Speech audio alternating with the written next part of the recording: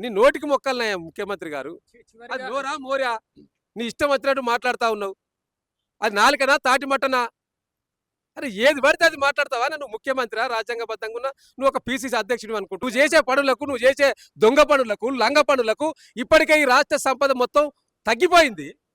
తొక్కుతా, పండబెట్టి తొక్కుతా, పేగులు మెడలు వేసుకుంటా, ఇదానే ముఖ్యమంత్రిగా నీకు ఇచ్చింది దీనికోసం ఇచ్చిరా? పరిపాలన చేస్తే ప్రజలను తొక్కుతా ఉన్నావు నువ్వు. ఇవాళ ఇప్పుడున్న ఆంధ్ర నాయకులకు సంచులు మోసినావు, తుపాకులు పెట్టుకొని బెదిరించినావు తెలంగాణ ఉద్యమకారులను. మీటింగ్ పెట్టినావా? హత్యలు జరిగినాయి కాబట్టి జైల్లో పెట్టి ఇబ్బంది పెడతా ఉన్నావు. నీకు సిగ్గు లేదా? నీ సొంత ప్రజలే ఓటేసిన నీకు పోయి చూడవా, పరామర్శించవా? నీకు ఓటేసి గెలిపించిన పాపానికి కేసీఆర్ తొక్కడు నీ కాదు కదా, నీ తాత తరం జేజమ్మ తరం కూడా కాదు. కేసీఆర్ తొక్కుతా, కేసీఆర్ మొక్కను మొలవనియా. కేసీఆర్ అనే వ్యక్తి మొక్క కాదు, ఒక మహావృక్షం, ఒక దొంగవు, అడ్డంగా దొరికిన దొంగ కాబట్టి ఇంకా తాగుబోతుల రాష్ట్రంగా తయారు చేస్తున్నావు రేవంత్ రెడ్డి గారు. కేసీఆర్ నొక్కుంటూ వచ్చింది కాదు కానీ నీ పార్టీ నాయకులను, నీ పార్టీలో సీనియర్గా ఉన్న నాయకులను తొక్కుకుంటూ అడ్డదారిలో షార్ట్ కట్లో వచ్చి ఇలా ప్రజలను దొక్కుతా ఉన్నావు. రాష్ట్రంలో పరిపాలన చేస్తే ప్రజలను దొక్కుతా ఉన్నావు నువ్వు. ఇలా నువ్వు దొక్కవలసింది ఎవరిని? ప్రజలను కాదు. ప్రజలకు మంచి చేయాలి. కేసీఆర్ తొక్కడు నీ కాదు కదా, నీ తాత తరం జేజమ్మ తరం కూడా కాదు. కేసీఆర్ దొక్కుతా, కేసీఆర్ మొక్కను మొలవనియా. కేసీఆర్ అనే వ్యక్తి మొక్క కాదు, ఒక మహావృక్షం. ఆ వృక్షం కింద అనేక మంది లబ్ధి పొందిండ్రు, లీడర్లు అయినరు, ఎదిగిండ్రు. ఆ వృక్షం కింద వెదిగిన మొక్క నువ్వు కూడా ఒక్కనివి. అందులో నాడు జడ్పీటీసీగా కావచ్చు, నాడు జిల్లా కల్లకుర్తి జిల్లా ప్రధాన కార్యదర్శి, టీఆర్ఎస్ ప్రధాన కార్యదర్శిగా ఉన్నావు కావచ్చు. అనేక ఫోటోలు సోషల్ మీడియాలో కనిపిస్తూ ఉన్నాయి కదా, కేసీఆర్ గారితో పక్క పంటి ఉన్నాయి. కేసీఆర్ గారితో ఫ్లెక్సీ పెట్టి నువ్వు అప్పుడు అలాంటి ప్రచారం చేసుకున్నాయన్నీ కూడా. సో కాబట్టి నువ్వు తిన్నింటి వాసాల లెక్క పెట్టే లీడరు నువ్వు ఈ రాష్ట్రంలో. దొంగవు, నువ్వు ఒక దొంగవు, అడ్డంగా దొరికిన దొంగవు. కాబట్టి ఇష్టం వచ్చినట్టు ప్రజలకిచ్చిన హామీలు అమలు చేయడం చేతగాక డైవర్షన్ పాలిటిక్స్కు ఈయన కేర్ ఆఫ్ అడ్రస్గా మారిండు. అందుకనే సందర్భం వచ్చినప్పుడల్లా అనేక సందర్భాల్లో మీరే చూపించారు కదా. రేవంత్ రెడ్డి గారు ఏమన్నాడు? కేసీఆర్ శకం అయిపోయిందా, కేసీఆర్ లేనే లేడు అన్నావు. మరి లేడన్నాక మళ్ళీ నువ్వు కేసీఆర్ గురించి ఎందుకు మాట్లాడుతున్నావు రేవంత్ రెడ్డి గారు? కేసీఆర్ జపం చేయింది నీకు నిద్ర పడతలేదా? రాత్రంతా కేసీఆర్ కలలోకి వస్తుండా నీకు? కేసీఆర్ కేసీఆర్ అని జపం చేస్తున్నావా? నువ్వు కేసీఆర్ జపం చేస్తున్నావు కాబట్టి ఏ మీటింగుల్లో అయినా కేసీఆర్ అనే పదం లేకుండా ఉండలేవు. కాబట్టి నీ మాటల్లో తెలిపోయింది కదా, కేసీఆర్ ఉంటాడా ఉండడా, రేపు భవిష్యత్తులో లీడర్గా బయటకు వస్తాడా రాడని నీ మాటల్లో తెలిపోతా ఉన్నది కదా. నువ్వు కేసీఆర్ వస్తాడా రాడా కాదు, ఫస్ట్ బీఆర్ఎస్ పార్టీ పక్షాన్ని అడుగుతున్న ప్రజలకు సమాధానం ఇవ్వు. ప్రజలు అడుగుతున్న ప్రజలకు సమాధానం చెప్పు. అది చేతగాక నువ్వు తొక్కుతా, పండబెట్టి తొక్కుతా, పేగులు మెడలు వేసుకుంటా, ఇదానే ముఖ్యమంత్రిగా నీకు ఇచ్చింది దీనికోసం ఇచ్చిరా?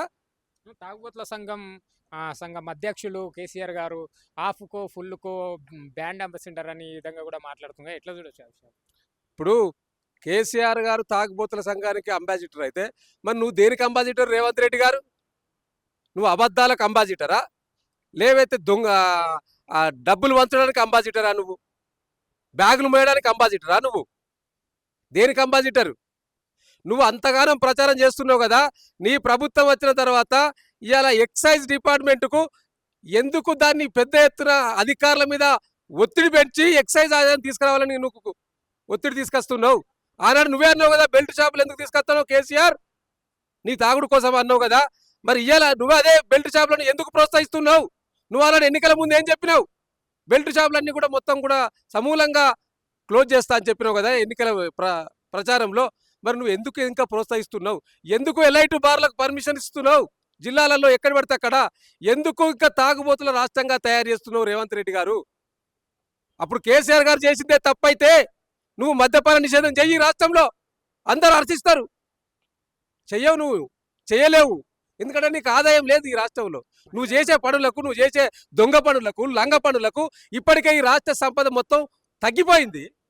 రియల్ ఎస్టేట్ డమాలు అన్నది. ఈ హైదరాబాద్ బ్రాండ్ ఇమేజ్ పడిపోయింది. కాబట్టి నీకు వేరే సోర్సెస్ లేదు ఈ రాష్ట్రానికి ఆదాయం. ఇప్పుడు వరంగల్కు హైదరాబాద్ ధీటుగా అభివృద్ధి చేస్తే సంతోషమే, కానీ నువ్వు జీవోల మీద కాదు అభివృద్ధి చేయాల్సింది, డబ్బులు రిలీజ్ చేసి అభివృద్ధి చేయాలి. మేము కాలేజీ కళాక్షేత్రానికి డబ్బులు ఇచ్చి కట్టింది మేము మొత్తం గిలాబ్ చేసి మొత్తం అన్ని చేసినాక నువ్వు సున్న వేసి కాళోజీ కళాక్షేత్రం కట్టించిందని నువ్వు కలరింగిస్తా ఉన్నావు. అసలు నిజంగా కాళోజీ అనే వ్యక్తి ఉంటే ఇవాళ అసలు చిక్కుపోయేటోడు. ప్రాంతేతరుడు దోపం చేస్తే ప్రాంతం పొలిపేరు దాకా తరిమి కొడతాం, ప్రాంతం వాడే దోపిడీ చేస్తే ప్రాంతంలోనే పాత్ర పెడతాన్న కాళోజీ గారి వాస్తవం లేదా? నువ్వు ప్రాంతం వాడిని దోపిడీ చేస్తా ఉన్నావు. ఇక్కడ ఏం దోపిడీ చేస్తా ఉన్నావు? ఈ రాష్ట్రంలో హైడ్రా పేరు మీద, మూసీ పేరు మీద ఈ రాష్ట్ర ప్రజలను, పేద మధ్యతరగతి కుటుంబాలను ఇండ్లు కూలగొట్టి బడా బాబుల దగ్గర డబ్బులు వసూలు చేసి ఢిల్లీకి కప్పం కడుతున్నావు. నువ్వు ప్రాంతానికి ద్రోహం చేసేది. ఈ ప్రాంతానికి భవిష్యత్తులో ఇంకెంత ద్రోహం చేస్తావో అని అనేక మంది విశ్లేషకులు, అనేక మంది బుద్ధిజీవులు వాళ్ళు మాట్లాడుతూ ఉంటే, వాళ్ళు చెప్తా ఉంటే భయమేస్తూ ఉన్నది. చివరికి ఈ రాష్ట్రాన్ని తాకట్టు పెడతాడా ప్రపంచ బ్యాంకు అని. ఇప్పటికే ప్రపంచ బ్యాంకు దగ్గర అసలు చర్చే లేదు. గతంలో చంద్రబాబు నాయుడు ఉన్నప్పుడు ప్రపంచ బ్యాంకు ముచ్చటొచ్చేది. మళ్ళీ ఇప్పుడు కొత్తగా ప్రపంచ బ్యాంకు దగ్గర అప్పు తీసుకొచ్చే ప్రయత్నం ఈ ముఖ్యమంత్రి గారు చేస్తా ఉన్నాడు. సో రేపు భవిష్యత్తులో తెలంగాణ రాష్ట్రాన్ని తాకట్టు పెట్టమని గ్యారంటీ లేదు కదా. కాబట్టి నీకెందుకంటే నీకు దొంగ పనులు చేయడం అలవాటు, నీకు రియల్ ఎస్టేట్ చేసినావు కాబట్టి ఉన్న భూములను రియల్ ఎస్టేట్ చేసుకుంటున్నావు. నీ సొంత నియోజకవర్గంలో నీ ప్రజలే నిన్ను చీతరించుకుంటా ఉన్నాడు. ఒక పక్క నీకు ఓటేసి గెలిపించిన పాపానికి లగచర్ల రైతులు, గిరిజనులు, దళితులు అక్కడ సెంట్రల్ జైల్లో పెట్టి ఇబ్బంది పెడతా ఉన్నావు. నీకు సిగ్గు లేదా? నీ సొంత ప్రజలే ఓటేసిన నీకు పోయి చూడవా, పరామర్శించవా? నీకెందుకు అవసరం? ఇప్పటికే బీఆర్ఎస్ సర్కార్ గతంలో 14,000 ఎకరాలను ఫార్మసిటీ మీద ప్రజల దగ్గర నుంచి తీసుకొచ్చి దాన్ని బ్రహ్మాండంగా డెవలప్ చేయాలని ప్రయత్నం చేసింది కదా. ఆ 14,000 ఎకరాలను ఏమైనా చెయ్యి మంచిగా బ్రహ్మాండంగా. మళ్ళీ నీకు 4,000 ఎకరాలు ఎందుకు అవసరం వచ్చింది? నీ అల్లుని కోసమా, నీ అన్న కోసమా, తమ్ముని కోసమా, నీ కుటుంబ సభ్యుల కోసమా? ఫార్మా క్లస్టర్ ఎందుకు? ఇప్పుడు అక్కడ 14,000 ఎకరాలు అక్కడ సేకరించిన భూమి ఉన్నది కదా, దాంట్లో ఏం పెడతావో పెట్టు. దాన్ని రియల్ ఎస్టేట్ హబ్గా మారుస్తా ఉన్నావు. ఇప్పుడు రియల్ ఎస్టేట్ చేస్తా ఉన్నావు మొత్తం ఈ రాష్ట్రంలో. నీకు అలవాటైంది కదా, ఒకటే కదా, నువ్వే చెప్పినావు కదా ఇంటర్వ్యూలో, నాకు తెలిసిన ఒకటే ఒక విద్య రియల్ ఎస్టేట్ అన్నావు. ఇలా రాష్ట్రంలో భూములన్నీ కూడా రియల్ ఎస్టేట్ చేస్తూ ఉన్నావు. అమ్మడం, కొనడం తెలుసు కాబట్టి ఇప్పుడు కూడా గదే చేసి దాని ద్వారా లబ్ధి పొందాలని, నీ కుటుంబం లబ్ధి కోసం, తెలంగాణ ప్రజల లబ్ధి కోసం అయితే ఏం లేదు. విజయోత్సవ సంబరాలు కూడా చేసుకుంటున్నారు, మహిళలను కోటీశ్వర్లు చేస్తా అని మాట్లాడుతున్నాడు కదా, ఎట్లా చూడొచ్చు మరి దాన్ని? నువ్వు విజయోత్సవ సభలు దేనికి చేసుకోవాలి? విజయోత్సవాలు ఎందుకోసం చేసుకోవాలి? ఏం ఒరగబెట్టిర్రు ఈ ప్రజలకని మీరు విజయోత్సవాలు చేసుకుంటున్నారు? ఏం సాధించిర్రు ఈ 11 నెలలను విజయోత్సవాలు చేసుకుంటున్నారు? ఇలా రైతులు అన్నమో రామచంద్ర అని కళ్ళాల్లో వరి కుప్పలు ఉన్నాయి, కొనడానికి కొనుగోలు కేంద్రాలు పెట్టినా అని చెప్పినావు కదా, కొనలేక ఇబ్బంది పడతా ఉన్నారు రైతులు. నువ్వు ఇస్తానన్న బోనస్ ఇయ్యలేక ₹1 ఎవరికైనా చెల్లించినావా? బోనస్ 500 రూపాయలు అన్నావు, క్వింటాల్కి 500 రూపాయలు సన్నాలకు అన్నావు. ఫస్ట్ అన్నిటికన్నావు, తర్వాత దొడ్ల వాటిలోకి ఇస్తలేవు, సన్నాలకన్నావు. ఆ సన్నాలకన్నా ఇస్తావా? దాంట్లో కూడా తేమ పేరు మీద 18, 8%, 9% తీసేసి ఇస్తా ఉన్నావు. ఇప్పటికే వాళ్ళంతా నువ్వు కొనలేక చేతగాక ప్రైవేట్ వాళ్ళకి అమ్ముకుంటున్నారు, అడ్డికి పావుచారు ప్రైవేట్ వాళ్ళకి అమ్ముకుంటున్నారు. దానికోసమా నువ్వు విజయోత్సవాలు చేసేది? దేనికోసం చేస్తా ఉన్నావు? ఇప్పటికి నువ్వు వచ్చిన 11 నెలల్లో 136 మహిళల పైన హత్యలు జరిగినాయి. అందుకే మహిళలతోటి నువ్వు మీటింగ్ పెట్టినావా?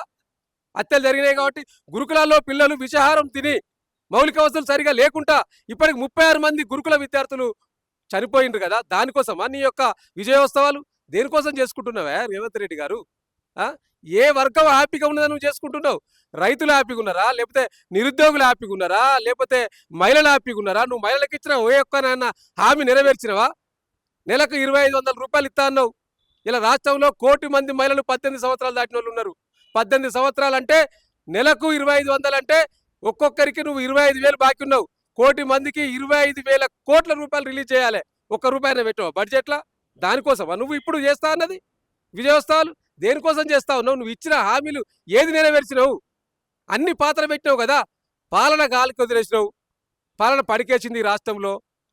నువ్వు పరిపాలించవు, నీ పరివాహం ఎవరు కూడా పరిపాలనలో దృష్టి పెడతలేరు. సో అందరు కూడా సంపాదన మీద పడ్డారు, ఈ ప్రభుత్వం ఉంటుందో ఊడుతుందో అని. ఎందుకంటే ఢిల్లీలో ఎవరి మెప్పు ఉంటే వాళ్ళు ఇక్కడ ఈ రాష్ట్రానికి ముఖ్యమంత్రి అవుతారు. అనేక సార్లు షీల్డ్ కవర్లో ముఖ్యమంత్రి అయిన సందర్భం కూడా ఇక్కడ మర్చిపోలేదు జనం. సోనియమ్మ గురించి కూడా అంటుండగా, సోనియమ్మ లేకపోతే తెలంగాణ వచ్చేది కాదు, ఆమె కాళ్ళు కడిగి నెత్తినదలుకో అనే విధంగా మాట్లాడుతుంది. ఓహో, నువ్వు ఇప్పుడు రాష్ట్ర ముఖ్యమంత్రి అయినావు కాబట్టి సోనియమ్మ కాళ్ళు కడగాలనుకుంటావు. ఇంతకుముందు ఏమన్నావు? సోనియమ్మ ఇటలీ బొమ్మ, సోనియమ్మ బలిదేవత అన్న నువ్వే ఇవాళ ఏం మాట్లాడుతున్నావు? కాళ్ళు కడిగి నెత్తిన పోసుకొని ఉంటావు. ఎందుకంటే నీకు సీటు ఇక్కడ ఇచ్చిండ్రు కాబట్టి నీ ముఖ్యమంత్రిగా ఇక్కడ ఇంకా 4 కాలాల పాటు కొనసాగాలంటే ఆమె దీవెనలు ఉండాలి కాబట్టి నీకు సోనియమ్మ కాలం నెత్తి కూడా ఎందుకు ఎందుకు వేయాలి సోనియమ్మకు నెత్తిని ఎందుకు కోసుకోవాలి రేవంత్ రెడ్డి గారు 1200 మంది విద్యార్థులు ఈ రాష్ట్రంలో బలిదానం తీసుకున్నందుకు నెత్తిల కాలు పోసుకోవన్నా ఊరికే ఇయ్యలే తెలంగాణ రాష్ట్ర ఉద్యమం ఉవ్వెత్తున కొనసాగిన సందర్భంలో అనేక మంది విద్యార్థులు అమరులైండ్రు ఏనాడు కనీసం 2006లో నువ్వు గెలిచినప్పుడు ఉమ్మడి మేనిఫెస్టోలు పెట్టిరు కదా ఆనాడు తెలంగాణ ఇయ్యలే కదా 14 సంవత్సరాలు తెలంగాణ రాష్ట్రం పోరాటం చేస్తే ఆ పోరాటం చేసిన సందర్భంలో నువ్వు అప్పుడున్న ఆంధ్ర నాయకులకు సంచులు మోసినావు తుపాకులు పెట్టుకొని బెదిరించినావు తెలంగాణ ఉద్యమకారులను మేము ఉద్యమాలు చేసినప్పుడు గప్పుడు కనికరించలే సోనియమ్మ చివరికి విధి లేని పరిస్థితిలో తెలంగాణ రాష్ట్రాన్ని గుంతుకొచ్చినాం మేము అట్టిగా ఇయ్యలే తెలంగాణ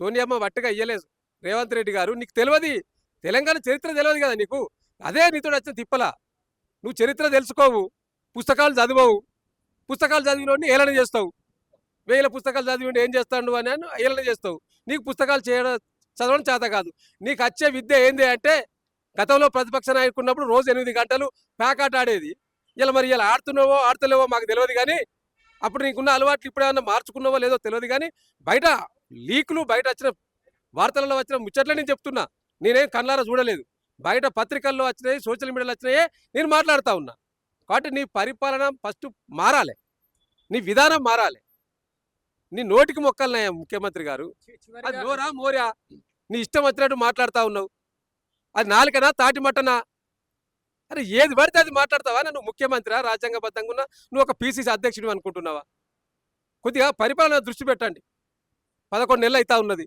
చివరిగా ఏం చెప్తారు కేసీఆర్ గారు కొత్త సంవత్సరం ప్రజల్లోకి రాబోతున్నాడు ప్రభుత్వానికి ఏడాది సమయం ఇచ్చాక ప్రజల్లోకి రావాలని అనుకుంటా ఆ ఉద్దేశంతోనే ప్రజల్లోకి రాబోతున్నాడా ఎలా ఉండబోతుంది మళ్ళీ కార్యకర్తలు డెఫినెట్లీ అండి ఇవాళ బీఆర్ఎస్ పార్టీ అనేది ఇలా మాకు కాంగ్రెస్కున్న ఓటింగ్ తేడా 1.8% ఓటింగ్ తేడా మాత్రమే 5 లక్షల ఓట్ల తేడాతోటే మేము అధికారం కోల్పోయినాం మేమేదో మొత్తం ఆయన ఏమంటాడు మీకు ఎంపీ ఎలక్షన్లో గుండు సున్నా అంటాడు రేవంత్ రెడ్డి గారు 14 రాష్ట్రాలలో మీకు ఒక్క ఎంపీ సీట్ కూడా లేదు కాంగ్రెస్ పార్టీకి కాంగ్రెస్ పార్టీ అయిపోయిందని ఒప్పుకుంటావా నీ రేవంత్ రెడ్డి నీ రాహుల్ గాంధీ గారు ఒప్పుకుంటారా రాజకీయాలు ఒకసారి అప్ అండ్ డౌన్ అవుతాయండి అయితేనంత మాత్రాన అయిపోయింది అంటే అయిపోయిందా సో డెఫినెట్లీగా ఇలా మా తెలంగాణ తొలి ముఖ్యమంత్రి గారు చాలా అనుభవజ్ఞుడు కాబట్టి వచ్చిన కొత్తలోనే ఈ ప్రభుత్వం మీద ఎక్కువ పెట్టడం ఎందుకని ఒక ఉద్దేశం కొద్దీ సమయం ఇద్దామని ఆగిండి తప్పితే డెఫినెట్లీగా కొత్త సంవత్సరంలో కొత్త అడుగు వేయబోతా ఉన్నాడు మీరు కేసీఆర్ మాటలకు కేసీఆర్ చేసే బాణీలకు మీరు సమాధానాలు చెప్పలేక చచ్చిపోవాల్సిన పరిస్థితి వస్తుంది మీరే అంటారు కదా ఒకవేళ బిఫోర్ మాట్లాడుంటే ఏమంటారు అరే తెలంగాణ సాధించిన నాయకుడు 2 సార్లు ముఖ్యమంత్రి అయినావు నీకు తెలియదానే 9 నెలలు కూడా కాలే మీరు రావచ్చు అని నువ్వే మాట్లాడతావు కదా అందుకే సమయం ఇచ్చిండు ఇప్పుడు సమయం ఇచ్చి రాబోతా ఉన్నావు కొత్తగా బ్రహ్మాండంగా బీఆర్ఎస్ పార్టీ మెంబర్షిప్ చేయబోతుంది భారీ బహిరంగ సభ అదే వరంగల్ వేదిక ఉండబోతుంది తప్పకుండా మా నాయకుడు కేసీఆర్ గారి నాయకత్వంలో బ్రహ్మాండంగా పార్టీ మరి విజయోస్త తీరాల వైపు ముందుకెళ్ళడానికి సిద్ధంగా ఉన్నారు ప్రజలు కోల్పోయిండ్రు అని అంటున్నారు ప్రజలు ఏం కోల్పోలేదు మీ ఇంట్లో 4 పదవులు కోల్పోయిండ్రు తెలంగాణ సమాజంగా ఏం కోల్పోలేదు అని కూడా మాట్లాడుతున్నారు ప్రజలు ఏం కోల్పోయిండ్రో నువ్వు సెక్యూరిటీని వదిలిపెట్టి ప్రజల మధ్య కథ తెలుస్తుంది నువ్వు ప్రజలందరూ పక్క పెట్టు రేవంత్ రెడ్డి గారు నీ సొంత నియోజకవర్గం నిన్ను గెలిపించిన మండలం దుద్యాల మండలంకు వెళ్ళి ప్రజల దగ్గరికి పోయి ఏం కోల్పోయారో చెప్తారు వాళ్ళే కొత్తగా చెప్పాల్సిన అవసరం లేదు సో నువ్వు గ్రౌండ్లో ఉంటే కదా నీకు తెలిసేది గ్రౌండ్ వాతావరణం నీకు తెలుస్తలేదు నీ నాయకులే మీ కొమిటిరెడ్డి వెంకటరెడ్డి గారు నల్గొండలో మీటింగ్ పెడితే మీ పార్టీ నాయకులు మాట్లాడిందే మేము గ్రామాలకు వెళ్ళలేని పరిస్థితి 6 గ్యారెంటీలు అమలు చేస్తలేరు రేపు స్థానిక సంస్థలు వస్తానాయి మనం గెలిచే పరిస్థితి కూడా లేదని చెప్పి స్టేజ్ మీద మాట్లాడినరు ఇది నేను చెప్పింది కాదు మీ కాంగ్రెస్ పార్టీ నాయకులు రాజగోపాల్ రెడ్డి గారి స్టేజ్ మీద ఉండగానే మాట్లాడినరు వాళ్ళు నువ్వు సామాన్య కార్యకర్తలు అడిగితే తెలుస్తుంది నువ్వు సామాన్య కార్యకర్తకు కూడా టైం ఇస్తలేనట్టున్నది ముఖ్యమంత్రి అయినాక సో తెలుసుకో ఫస్ట్ అది ఏం కోల్పోయినరో ప్రజల మధ్యలోకి వెళ్తే కానీ తెలుస్తుంది